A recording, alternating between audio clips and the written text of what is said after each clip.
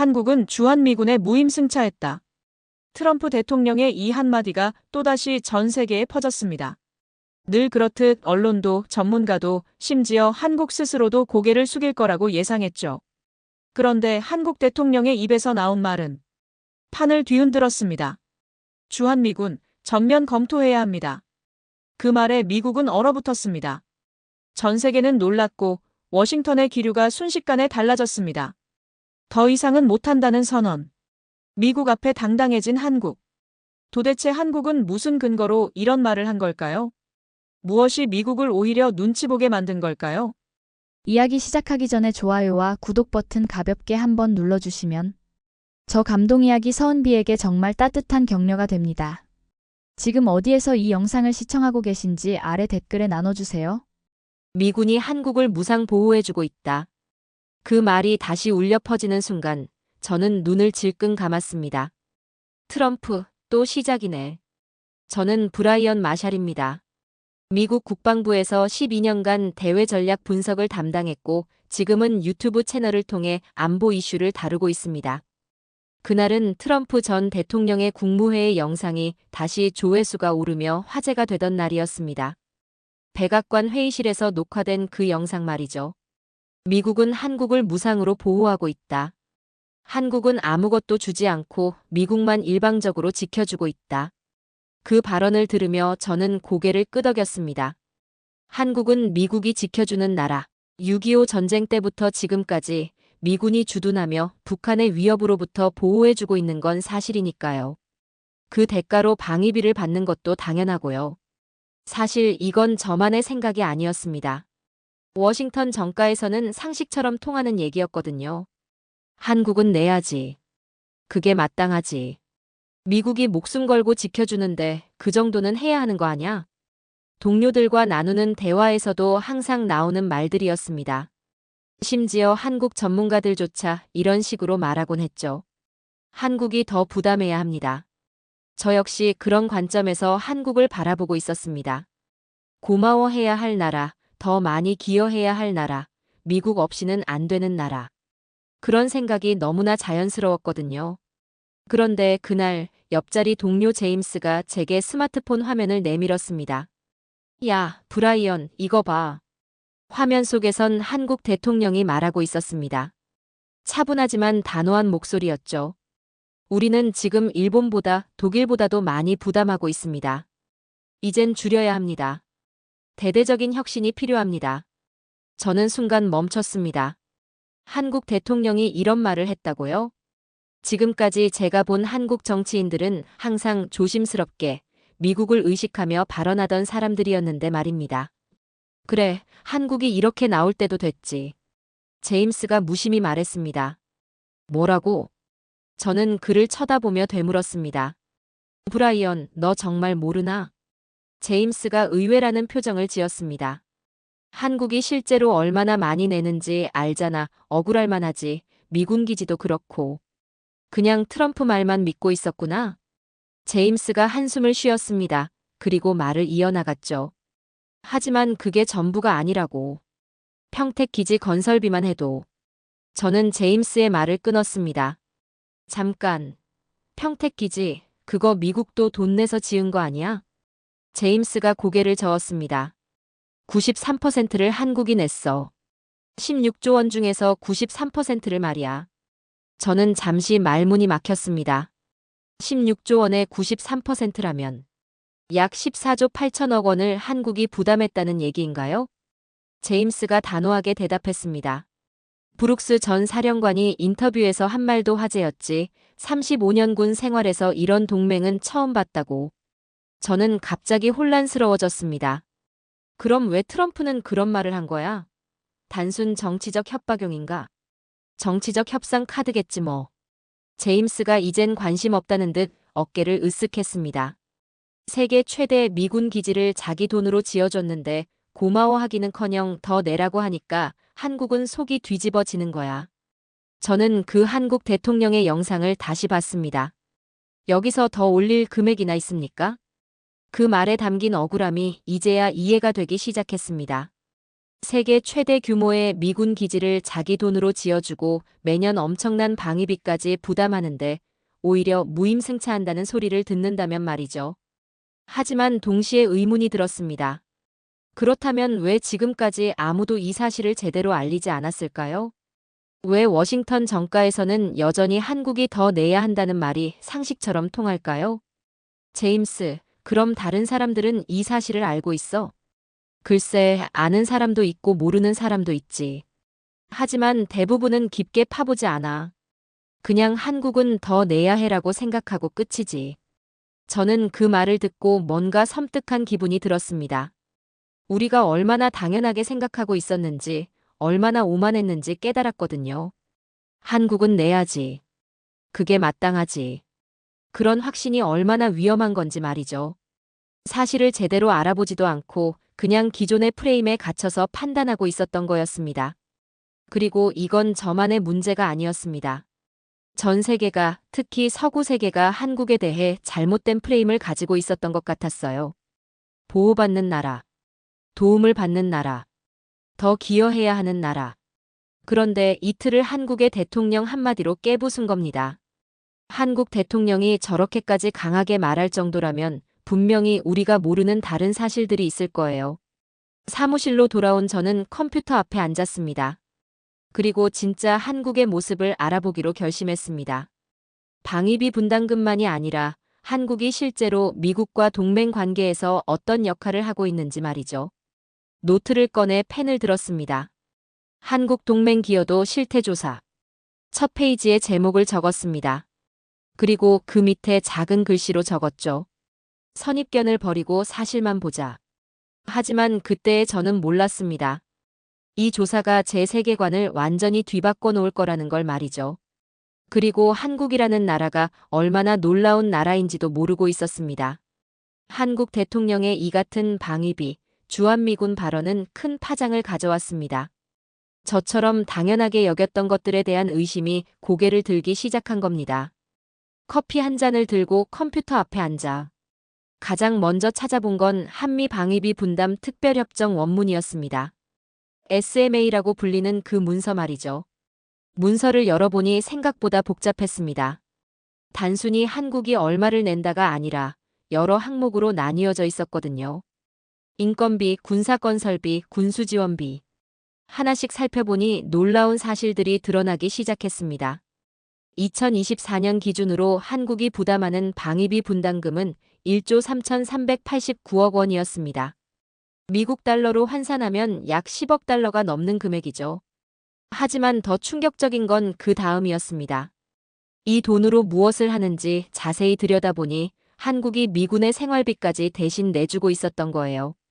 미군 부대원들의 급여는 아니지만 한국 내에서 근무하는 한국인 직원들의 임금을 한국이 부담하고 있었습니다. 미군 기지 내 식당, 세탁소, 정비소에서 일하는 직원들 말이죠. 약 9천 명이 넘는 사람들의 급여를 한국 정부가 지급하고 있었던 겁니다. 이상하네. 저는 중얼거렸습니다. 미군이 한국에 주둔하면서 필요한 인력의 급여를 왜 한국이 대신 내주는 거죠? 더 이상한 건 군사건설비 항목이었습니다. 한국이 매년 수천억 원을 들여서 미군 기지 시설을 짓고 있다는 내용이었어요. 숙소, 훈련장, 창고, 심지어 골프장까지. 잠깐만. 저는 뭔가 이상함을 느꼈습니다. 한국이 미군을 위해 기지를 지어주고 그 기지에서 일하는 한국인들의 급여도 내주고 매년 유지비까지 된다고요? 그럼 미국은 뭘 하는 거죠? 지켜준다는 명목하에 그냥 와서 쓰기만 하는 건가요? 더 자세한 자료를 찾기 위해 국방부와 국무부 공개 문서들을 뒤져봤습니다. 그리고 평택 기지 관련 문서를 발견했을 때 저는 정말 놀랐습니다. 총 건설비 16조 원 중에서 93%인 14조 9천억 원을 한국이 부담했다는 내용이었거든요. 93%, 이 숫자가 진실이었습니다. 저는 다시 한번 확인해 봤습니다. 틀림없었어요. 세계 최대 규모의 미군 해외 기지인 평택 기지를 거의 한국 돈으로 지었다는 얘기였죠. 더 충격적인 건 그 다음이었습니다. 한국이 돈을 내서 지어준 그 기지를 미국이 무료로 사용하고 있다는 사실이었어요. 임대료도 사용료도 없이 말이죠. 다른 나라들은 어떨까 궁금해서 독일과 일본의 사례도 찾아봤습니다. 독일의 경우 미군 기지 건설비의 상당 부분을 독일이 부담하긴 하지만 그래도 미국도 일정 부분 분담하고 있었어요. 일본 역시 마찬가지였습니다. 하지만 한국만큼 일방적으로 부담하는 나라는 없었습니다. 점심시간이 되어 동료들과 함께 식당에 갔을 때 저는 동료들에게 물어봤습니다. 혹시 평택 기지 건설비가 얼마나 드는지 알아? 글쎄, 꽤 많이 들었다고 하던데. 마이클이 대답했습니다. 16조가 들었다는데 그 중에서 우리가 얼마나 냈는지 알아? 마이클이 고개를 갸웃했습니다.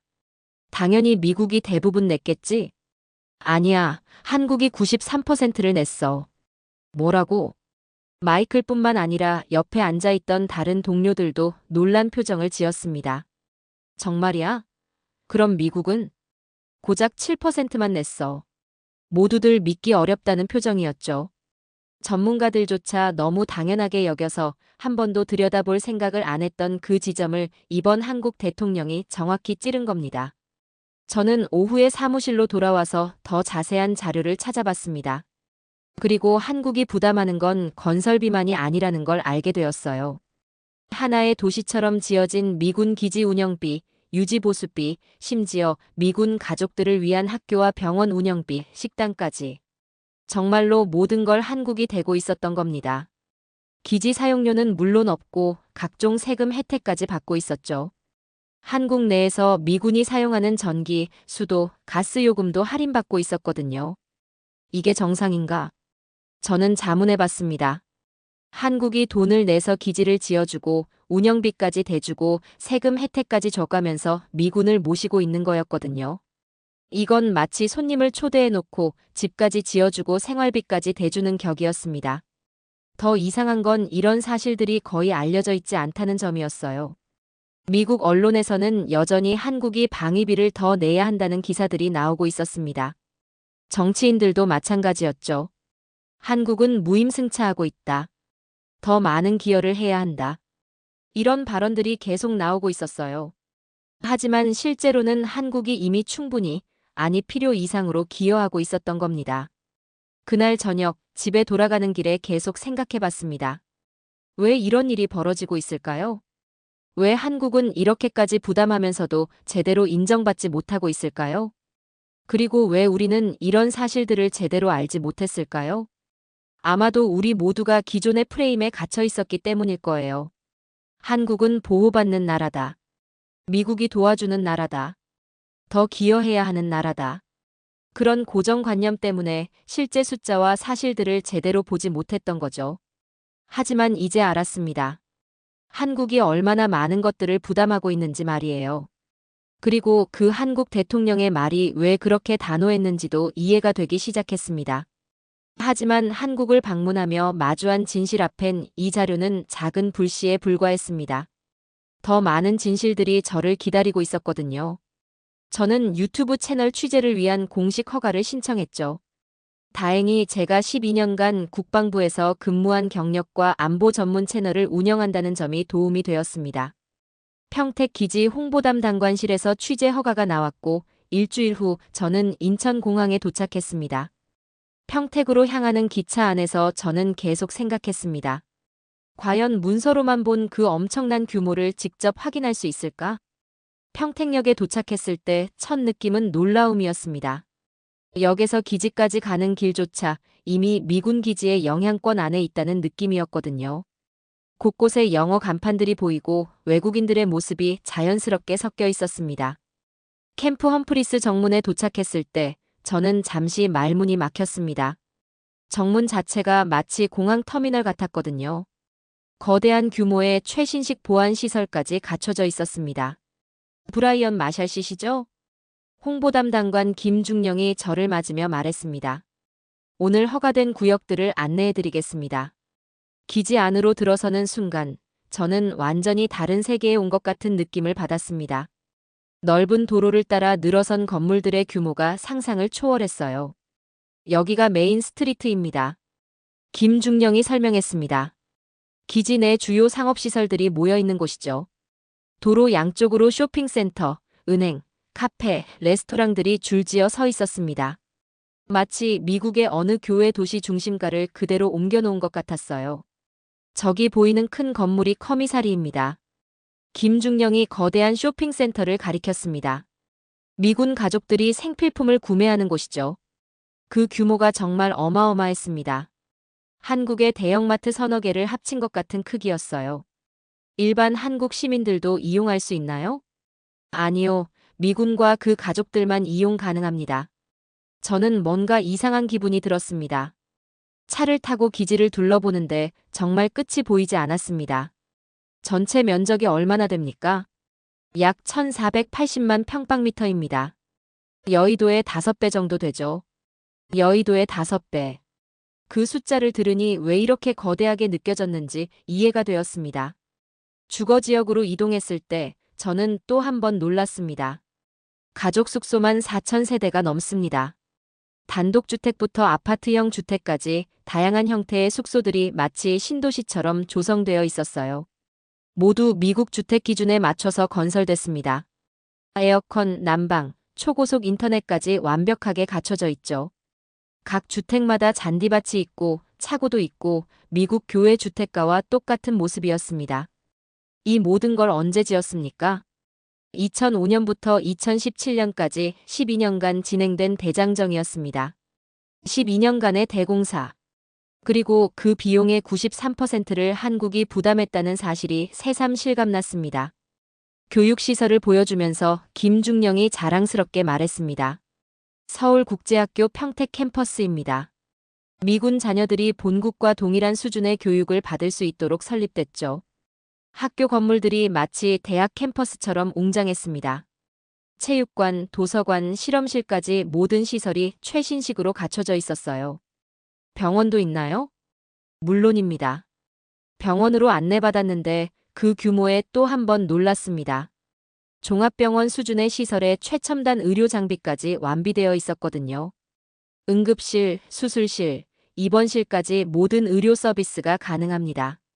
미군 가족들이 의료 서비스 때문에 본국으로 갈 필요가 없도록 구축했죠. 점심시간이 되어 푸드코트를 구경했습니다.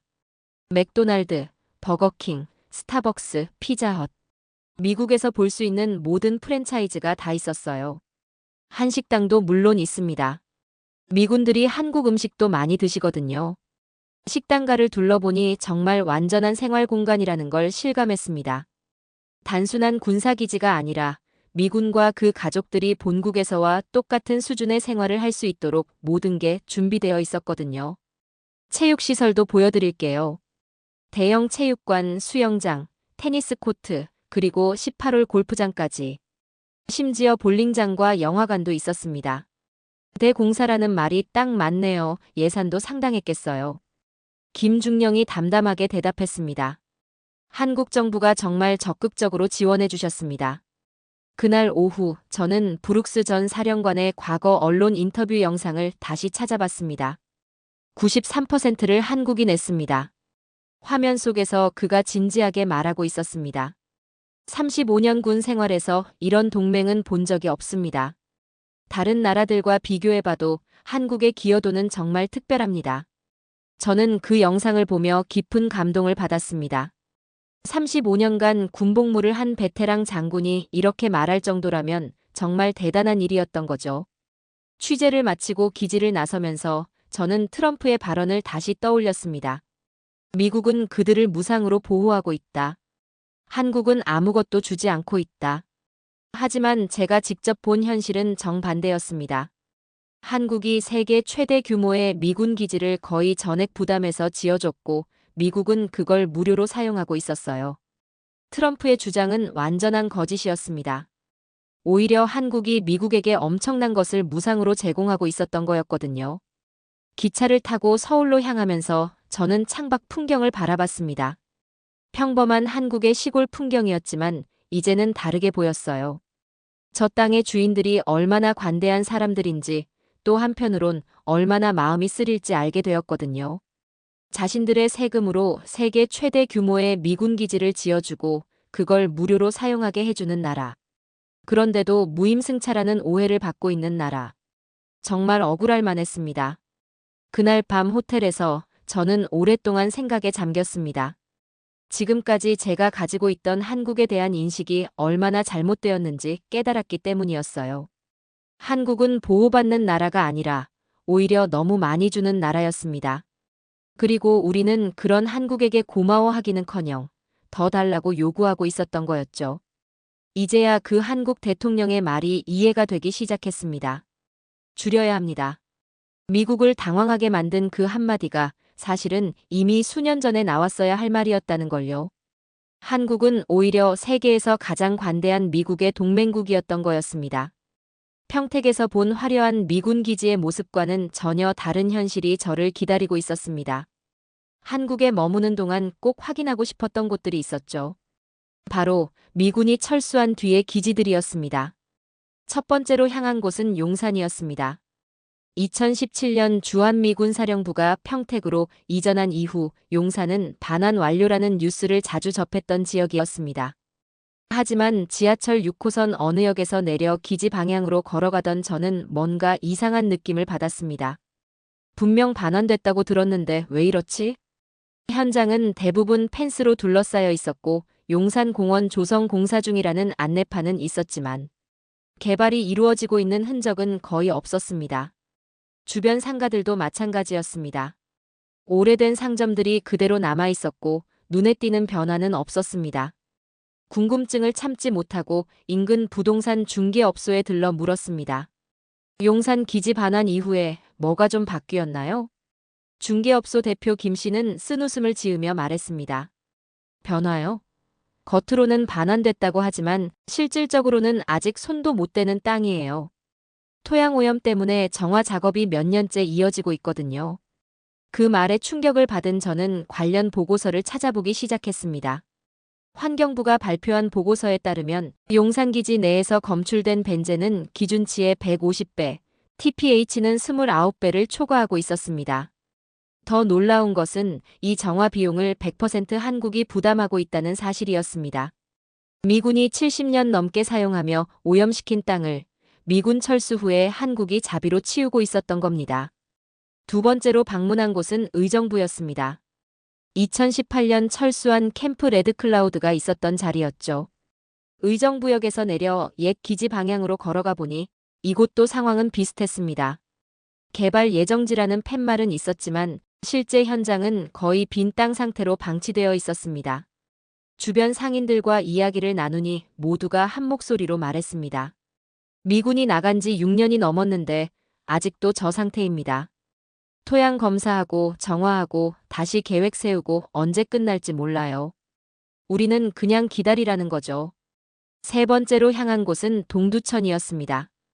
2019년에 일부 반환된 캠프 호비 인근, 그리고 여전히 미군이 주둔 중인 캠프 KC 근처까지 가보았습니다. 이곳 역시 상황은 마찬가지였습니다. 동두천 시청에서 공개한 자료를 보면 유류 저장시설 인근 토양 오염은 기준치를 심각하게 초과했으며 정화에만 수십 년이 걸릴 것으로 추정되고 있었습니다. 실제로 주민들은 기지 떠났으니 뭔가 좋아질 줄 알았는데 오히려 마을이 죽었다며 깊은 피로감을 토로하고 있었습니다. 저는 서울로 돌아와 더 많은 자료를 확인했습니다. 환경부, 국토부 자료에 따르면 전국 미군기지 반환지 중 토양 오염이 확인되지 않은 곳은 거의 없었고 정화 작업이 필요한 지역이 대부분이었습니다. 그런데 이 모든 비용을 한국이 단독으로 부담하고 있었습니다. 한미 소파 협정문을 다시 찾아보았습니다. 거기에는 이렇게 명시되어 있었습니다. 환경 정화 책임은 토지 소유국이 진다. 즉, 미국이 오염시켰어도 땅이 한국 땅이니 한국이 치우라는 뜻이었습니다. 그 순간 분노가 치밀었습니다. 다른 동맹국들은 어떨까 싶어 독일과 일본의 사례를 찾아봤습니다. 그 결과는 더 충격적이었습니다. 독일과 일본은 미국과 정화 비용을 분담하고 있었던 반면 한국은 정화 비용 전액을 부담하고 있었습니다. 왜 한국만 이러는 거지? 평택에서 본 세계 최고 수준의 미군 기지와 용산 의정부동 두천에서 본 폐허 같은 반환지의 모습이 극명하게 대비되며 머릿속을 떠나지 않았습니다. 주는 것도 한국, 치우는 것도 한국. 그런데도 무임승차라는 말을 듣는 나라. 그날 밤 저는 노트에 이렇게 적었습니다. 미군 기지 반환의 현실 땅은 돌려받았지만 오염도 함께. 정화비용 100% 한국 부담 다른 동맹국들과 완전히 다른 조건. 결과 반환 후에도 계속되는 한국의 부담. 그제서야 저는 한국 대통령이 왜 그렇게 단호했는지를 완전히 이해할 수 있었습니다. 우리는 호구가 아닙니다. 정말 그 말 그대로였습니다. 한국은 이미 충분히, 아니 지나치게 많이 희생해온 나라였습니다. 그리고 저는 아직 몰랐습니다. 이 나라가 단지 희생만 하는 나라가 아니라는 걸요. 곧 그 진짜 실력을 보게 될 순간이 다가오고 있었습니다. 미국으로 돌아온 저는 완전히 달라진 시각으로 한국을 바라보게 되었습니다. 하지만 여전히 한 가지 의문이 남아 있었어요. 한국이 방위비와 기지 건설에서는 엄청난 기여를 하고 있다는 걸 확인했지만 과연 안보 역량 자체는 어떨까요? 결국 미군이 한국을 보호해주고 있는 건 사실이기 때문에 이런 억지 주장도 가능한 거 아닐까 하는 생각이 들었거든요. 워싱턴의 사무실로 돌아온 저는 한국의 군사력과 방산 산업에 대해 본격적으로 조사하기 시작했습니다. 첫 번째로 찾아본 자료가 세계 방산 수출 순위였습니다. 스톡홀름 국제평화연구소 시프리에서 발표한 2024년 자료를 보는 순간 저는 깜짝 놀랐어요. 한국이 세계 6위 방산 수출국이라는 내용이었거든요. 세계 6위? 저는 다시 한번 확인해 봤습니다. 틀림없었습니다. 미국, 프랑스, 러시아, 중국, 독일에 이어 한국이 6위였어요. 영국, 이탈리아, 스페인보다도 높은 순위였습니다. 더 놀라운 건 성장률이었어요. 2019년 대비 2024년 방산 수출액이 무려 200% 이상 증가했다는 내용이었습니다. 어떻게 이런 성장이 가능하지? 전례 없는 압도적 성장이었죠. 궁금해진 저는 한국 방산 업체들의 실적을 하나씩 찾아봤습니다. 한국항공우주산업 KAI, 현대로템, 한화시스템, LI진엑스원. 31개 상장 방산업체의 2024년 합계 매출이 43조 원을 넘어섰다는 자료를 발견했을 때 저는 정말 놀랐어요. 미국 달러로 환산하면 약 303억 달러였습니다. 이건 결코 작은 규모가 아니었어요. 세부적으로 들여다보니 더욱 충격적이었습니다. 전투기 수출 분야에서 한국이 세계 3위라는 사실이었거든요. 미국, 프랑스에 이어 3위였습니다. FA-50 경전투기가 폴란드, 이라크, 태국, 인도네시아 등에 대량 수출되고 있었어요. 특히 폴란드와의 계약 규모가 어마어마했습니다.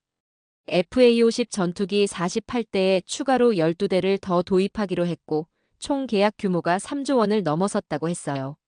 한국이 만든 전투기를 나토 국가가 사간다고? 저는 믿기 어려웠습니다. 한국이 전투기를 수출하는 나라였다니 말이에요. 더 놀라운 건 전차와 자주포 분야였습니다. K2 흑표 전차와 K9 자주포가 세계 시장에서 1위를 기록하고 있었던 거예요.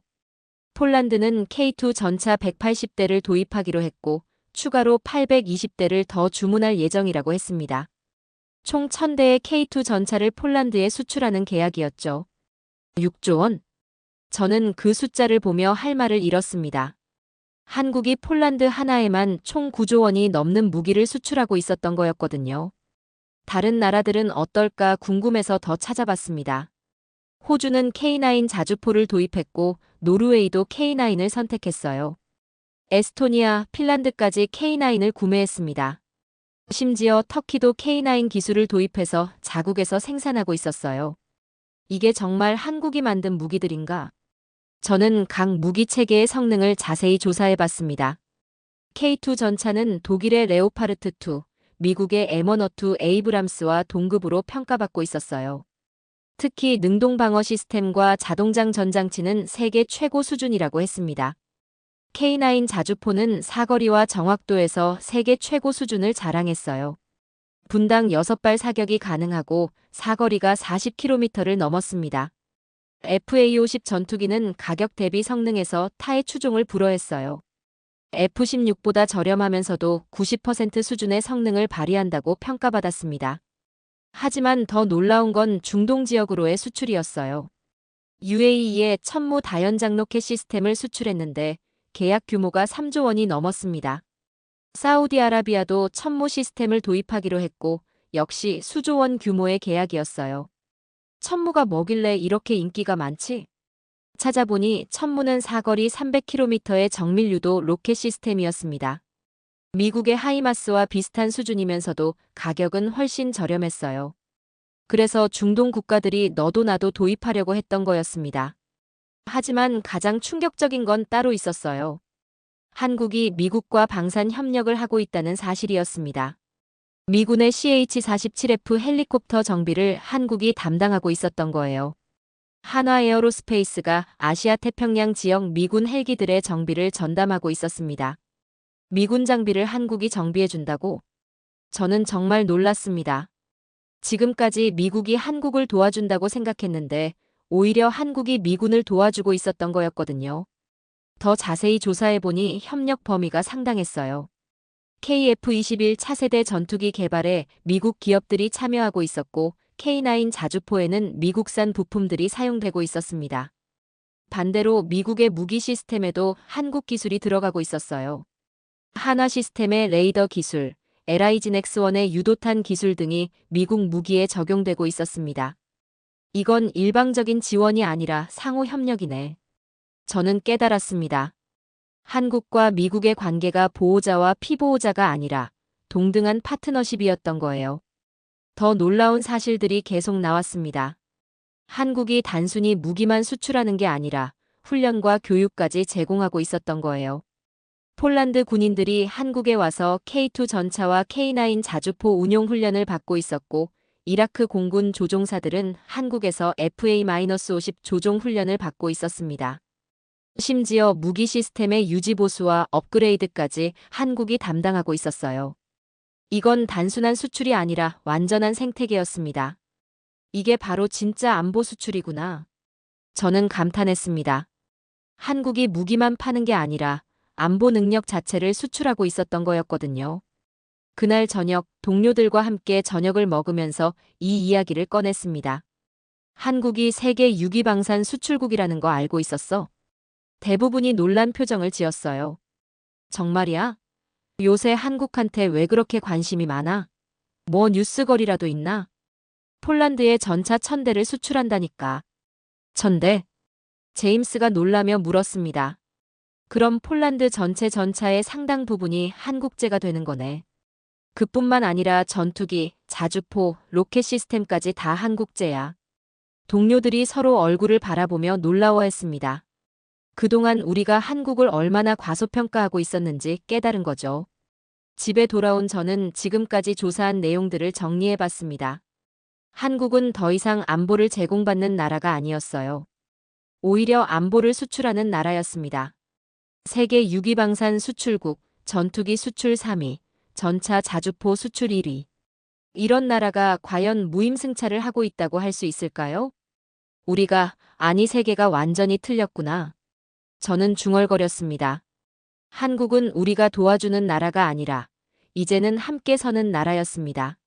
아니, 어떤 면에서는 우리보다 앞서 있는 나라였어요. 그동안 제가 가지고 있던 안보 소비국 한국이라는 인식은 완전히 무너졌습니다. 한국은 안보 생산국이었고 수출국이었던 거죠. 하지만 이제서야 깨달았습니다. 한국의 진짜 실력이 이 정도였다면 왜 지금까지 이런 대우를 받아야 했을까요? 그리고 앞으로는 어떻게 달라질까요? 한편 한국 대통령의 입에서 주한미군과 방위비가 터져나온 순간부터 워싱턴 전체가 술렁이기 시작했습니다. 며칠 전부터 백악관 상황실에서는 긴급회의가 소집되었다는 소식이 들려왔어요. 국무부 고위 관계자들이 밤늦게까지 불이 켜진 건물에 모여들었고 국방부에서도 한미동맹 담당자들이 긴급 소집되었다는 내부 소식이 흘러나왔습니다. CNN 뉴스룸에서는 앵커들이 당황한 표정으로 속보를 전하고 있었습니다. 한국 대통령의 이례적인 발언이 한미동맹에 미칠 파장에 대해 분석해 보겠습니다. 지금까지 한국이 보여준 온건한 외교 기조와는 완전히 다른 강경한 어조입니다. 저는 사무실에서 실시간으로 터져나오는 뉴스들을 지켜보며 놀라움을 감출 수 없었습니다. 폭스뉴스에서는 한국의 배신이라는 제목으로 긴급 토론을 진행하고 있었고 MSNBC에서는 동맹국의 정당한 요구라며 상반된 시각을 보이고 있었죠. 특히 터커 칼슨은 격한 반응을 보였습니다. 70년간 우리가 목숨 걸고 지켜준 나라가 이제 와서 배은망덕하게 구는 것이냐? 북한의 미사일로부터 보호해주지 않았다면 한국이 지금 존재나 했겠는가? 반면 MSNBC의 레이첼 매도우는 정반대 논조였습니다. 한국이 실제로 얼마나 많은 비용을 부담하고 있는지 우리가 제대로 알고 있었는가? 이번 기회에 동맹 관계를 재점검해 볼 필요가 있다. 하지만 가장 흥미로운 건 월스트리트 저널의 심층 분석이었습니다. 한국의 이번 발언은 단순한 감정적 반응이 아닐 수 있다. 곧 시작될 한미 관세 협상을 앞두고 벌인 고도의 전략적 카드일 가능성이 높다. 지금까지 수동적이었던 한국이 적극적 협상자로 변신하고 있다. 그 기사를 읽는 순간 저는 뭔가 큰 그림이 보이기 시작했습니다. 한국이 정말 이 모든 걸 계산하고 있었던 건가요? 그 생각을 하며 최근 한미 관계를 되돌아보니 더욱 의문이 들었습니다. 바로 그 와중에 미국은 한국산 전기차와 배터리에 고율 관세를 부과하고 있었거든요. 인플레이션 감축법 IRA를 통해서 말이죠. 현대차와 기아차의 전기차들이 미국에서 세금 혜택을 받을 수 없게 되었습니다. 아이오닉 5, EV6 같은 베스트셀링 모델들이 하루아침에 경쟁력을 잃었어요. LG화학과 삼성 SDI의 배터리도 차별을 받고 있었죠. 심지어 한국 기업들이 미국에 수십조 원을 투자해서 공장을 짓고 있는데도 말이에요. 현대차는 조지아주에 7조 원을 투자해서 전기차 공장을 짓고 있고 SK이노베이션은 조지아주에 3조 원 규모의 배터리 공장을 건설했습니다. LG화학도 미시간주에 2조 원 규모의 투자를 진행하고 있었어요. 이렇게 막대한 투자를 하면서 미국 일자리를 창출하고 있는데 정작 한국 기업들의 제품은 차별받고 있었던 겁니다. 게다가 미국 정치권에서는 이런 말들이 계속 들려왔습니다. 공화당의 마르코 루비오 상원 의원은 이렇게 말했어요. 한국은 공짜로 우리 보호를 받고 있다. 더 많은 기여를 해야 한다. 미 하원 군사위원회의 한 의원은 더 나아가서 이런 발언까지 했습니다. 방위비를 더 내야 마땅하다. 다른 동맹국들과 비교해봐도 한국의 기여도는 부족하다. 처음엔 무시하려 했습니다. 정치적 수사일 뿐이라고 생각했거든요. 하지만 제가 지난 몇 달간 조사한 내용들을 떠올리니 부인할 수 없는 사실이 있었습니다. 한국이 실력도 역할도 비용도 다 감당하고 있다는 사실 말이에요. 세계 최대 규모의 미군 기지인 평택 캠프 험프리스를 지어줬습니다. 16조 원 중에서 14조 9천억 원을 한국이 냈어요. 매년 1조 4천억 원의 방위비를 내고 있고 미군이 사용하는 모든 시설의 운영비까지 한국이 부담하고 있습니다. 뿐만 아니라 한국은 이제 세계 상위권의 방산 수출국이 되어서 오히려 안보를 수출하고 있었어요. 주한미군, 방산, 최대 기업의 투자들까지. 이건 한국이 미국 전반에 걸쳐 오히려 도와주고 있는 거였어요. 그런데도 여전히 성의를 보여라라는 소리를 듣고 있었던 거죠. 한국이 무기를 수출해서 미국의 동맹국들을 지원하고 미군 장비까지 정비해주면서도 말이에요. 솔직히 이 대통령의 언급을 계기로 저는 차라리 한국이 더 강하게 항의하기를 바랐어요. 이런 불공정한 대우를 받으면서도 계속 참고 있을 필요가 있을까요?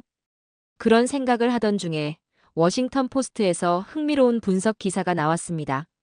한국에 계산된 도발, 관세 협상을 위한 전략적 압박. 기사 내용은 정말 날카로웠습니다. 한국이 갑자기 방위비 문제를 공론화한 건 곧 시작될 관세 협상에서 유리한 고지를 점령하기 위한 전략이라는 거였어요. 미국이 한국을 일방적으로 보호해준다는 프레임을 깨뜨려서 관세 문제에서 동등한 협상력을 확보하려 한다는 분석이었습니다. 한국은 더 이상 수동적인 피보호국이 아니라 적극적인 협상 파트너임을 알리고 있다. 방산 수출국으로서의 위상, 막대한 방위비 부담, 미군 기지 건설비 부담 등을 무기로 활용하고 있다. 정말 이 전략이었는지 저는 더 자세히 조사해 보기로 했습니다.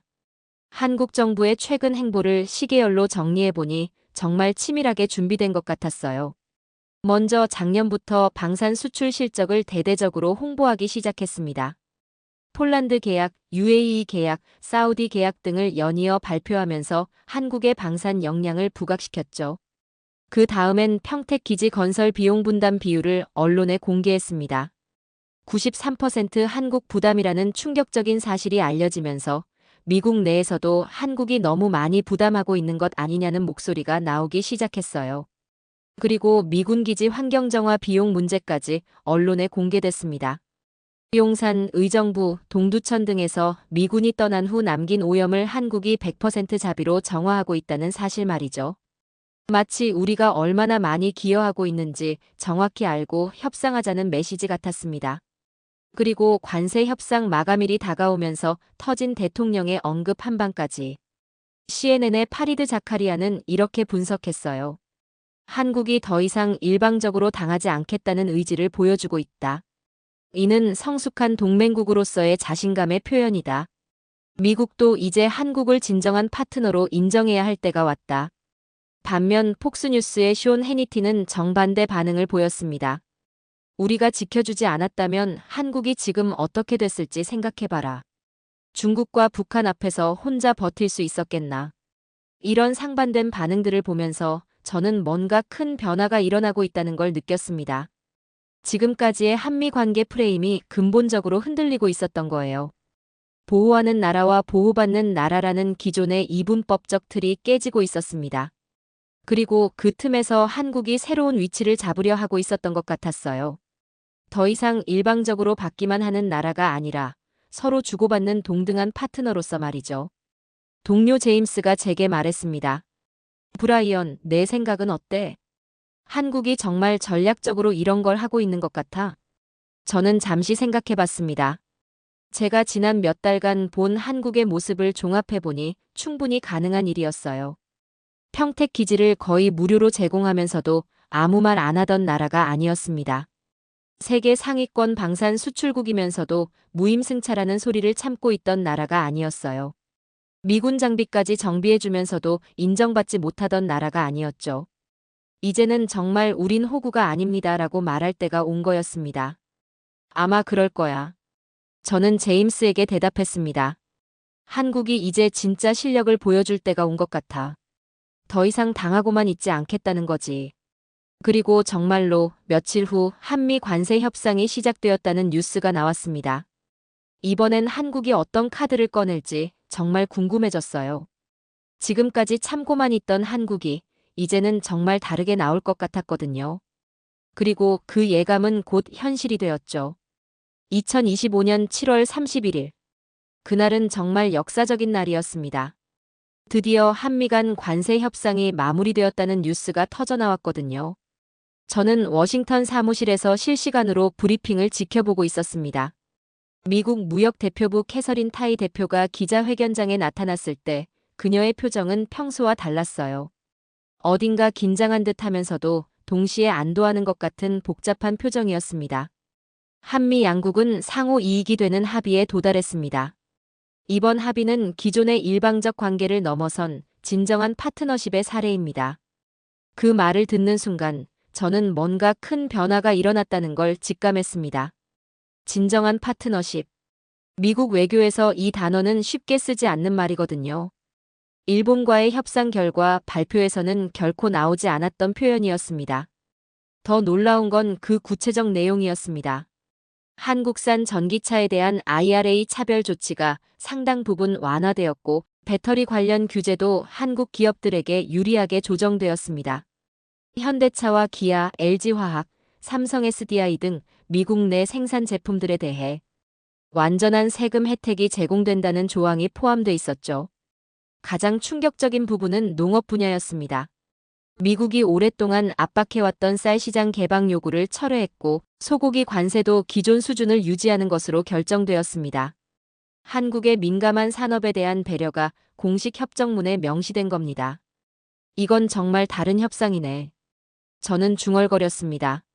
항상 한국이 양보하는 구도였는데 이번엔 전혀 달랐어요.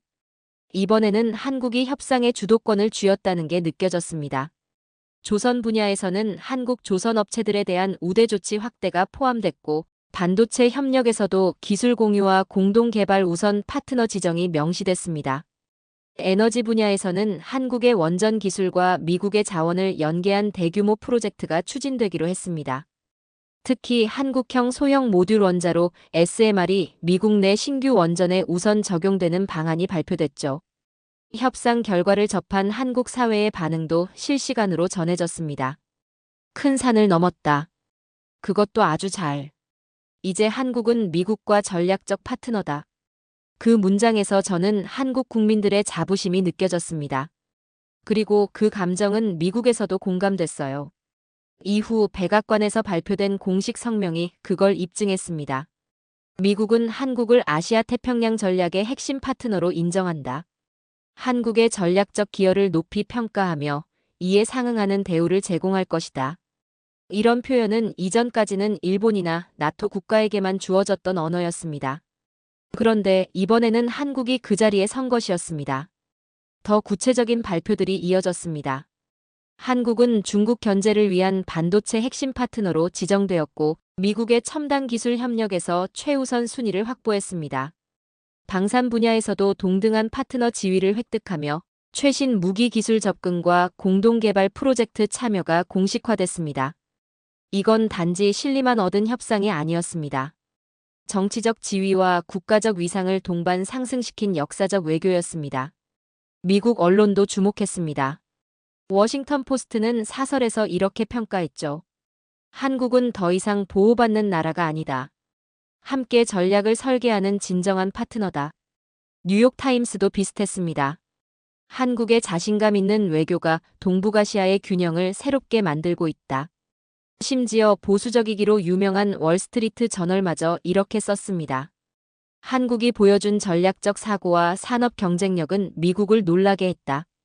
당당한 조건 제시, 설득력 있는 협상. 이것이 진정한 동맹이다.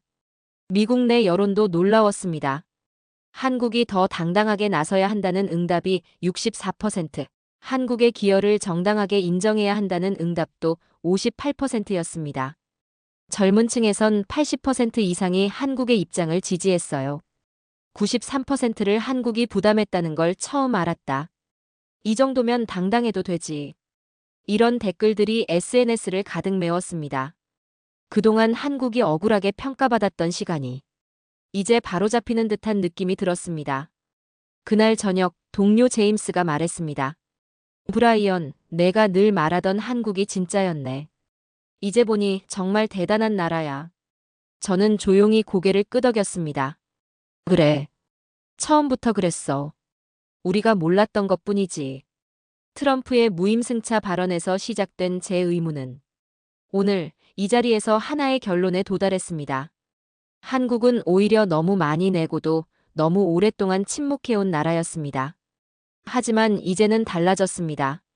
한국은 더 이상 수긍하는 나라가 아닙니다. 요구할 수 있는 나라입니다. 전략을 선택할 수 있는 나라입니다.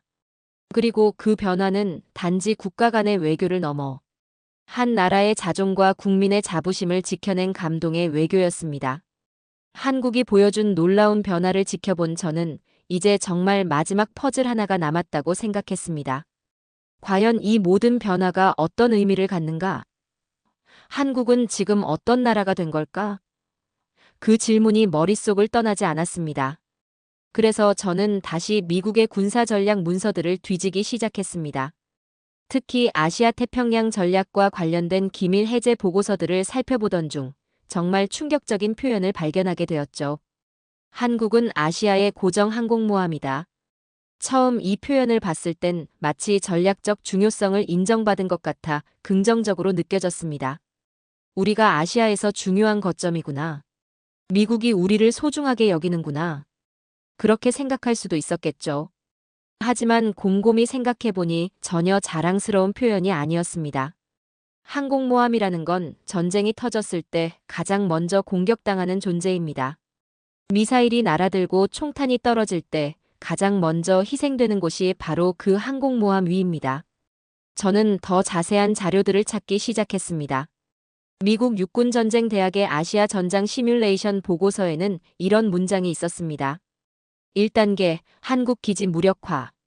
즉, 유사시 한국의 미군 기지가 제일 먼저 적국의 타깃이 된다는 뜻이었죠. 그 기지들 주변에는 수십만 명의 한국 시민들이 살고 있습니다. 평택, 오산, 군산 같은 지역 주민들이 그런 상황에서 어떻게 될까요? 미국 입장에선 전략적 자산일지 몰라도 한국 국민들에겐 생존의 문제였습니다. 또 다른 문서인 랜드 연구소의 아시아 전략 분석 보고서에서는 이렇게 적혀 있었습니다. 한국은 중국을 견제하기 위한 최전방 기지이며 유사시 주요 전장이 될 가능성이 높다. 이 문장들을 보면서 저는 무거운 마음을 감출 수 없었습니다. 한국이 그동안 얼마나 위험한 위치에 놓여 있었는지를 실감했거든요. 미국과 중국 사이에서 희생될 수 있는 나라, 대체 가능한 위치로 취급됐던 겁니다.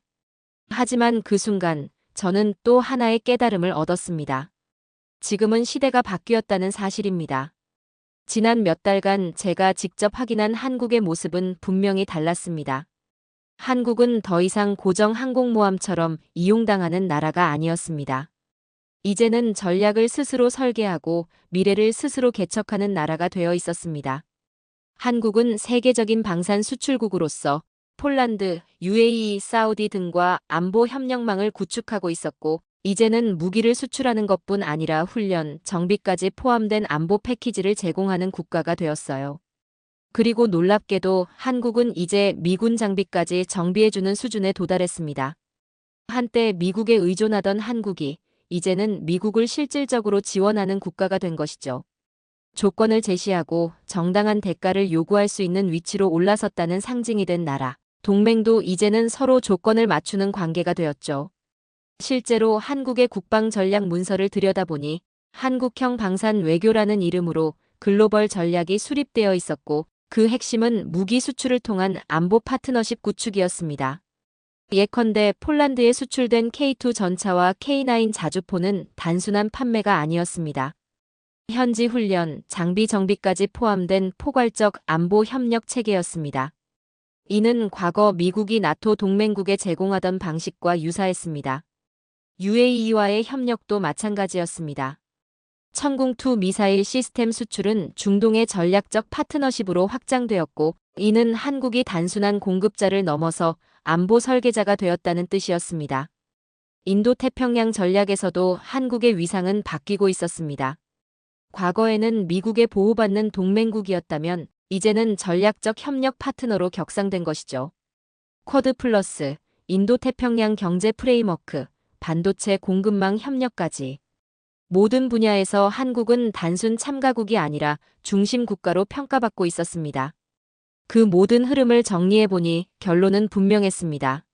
한국은 더 이상 아시아의 고정 항공모함이 아닙니다. 이제는 전략을 설계하는 국가, 동맹의 조건을 만드는 국가가 되어 있었습니다. 저는 동료들과 이 내용을 토론하면서 말했습니다. 이건 단순한 협상의 승리가 아니야. 한국이 국가 정체성을 재정립한 순간이야. 제임스가 말했습니다. 한국이 이렇게까지 성장했을 줄은 몰랐어. 마이클도 고개를 끄덕이며 말했죠. 이젠 한국을 다시 봐야겠어. 그저 의존하는 나라가 아니었어. 저는 그들에게 말했습니다. 한국은 원래 그럴 자격이 있었어. 우리가 그걸 몰랐던 거지. 그리고 저는 조용히 제 노트북을 덮으며 생각했습니다. 트럼프의 무임승차 발언으로 시작된 이 모든 여정. 그 발언은 오히려 한국의 가치를 돌아보게 만든 계기였습니다. 93%의 비용으로 세계 최대 미군 기지를 지어주고 1조 4천억 원의 방위비를 매년 부담하면서도 늘 더 내라는 요구를 받았던 한국. 미군이 떠난 기지의 오염까지 100% 자비로 정화했던 한국. 하지만 그런 한국이 이제는 달라졌습니다. 더 이상 침묵하지 않고 당당하게 말할 수 있게 되었습니다. 이제는 세계를 상대로 전략을 제안할 수 있는 나라가 되었죠. 동맹 관계도 이제는 상호 호혜적인 파트너십으로 바뀌었습니다. 미국이 한국을 필요로 하듯 한국도 미국을 선택할 수 있는 위치에 선 것입니다. 그 균형점에서 한국은 마침내 자신의 목소리를 낼 수 있는 힘을 갖게 되었습니다. 저는 그 모든 변화를 지켜보며 진심으로 감동했습니다. 그리고 마지막으로 이렇게 말하고 싶습니다. 이제 한국은 항공모함이 아니다. 한국은 전략 그 자체다. 한 미국 전문가가 발견한 대한민국의 진짜 모습. 더 이상 일방적으로 받기만 하는 나라가 아닌 당당하게 요구할 수 있는 나라. 보호받는 항공모함이 아닌 전략을 설계하는 주체가 된 대한민국. 진실은 언제나 편견보다 강합니다.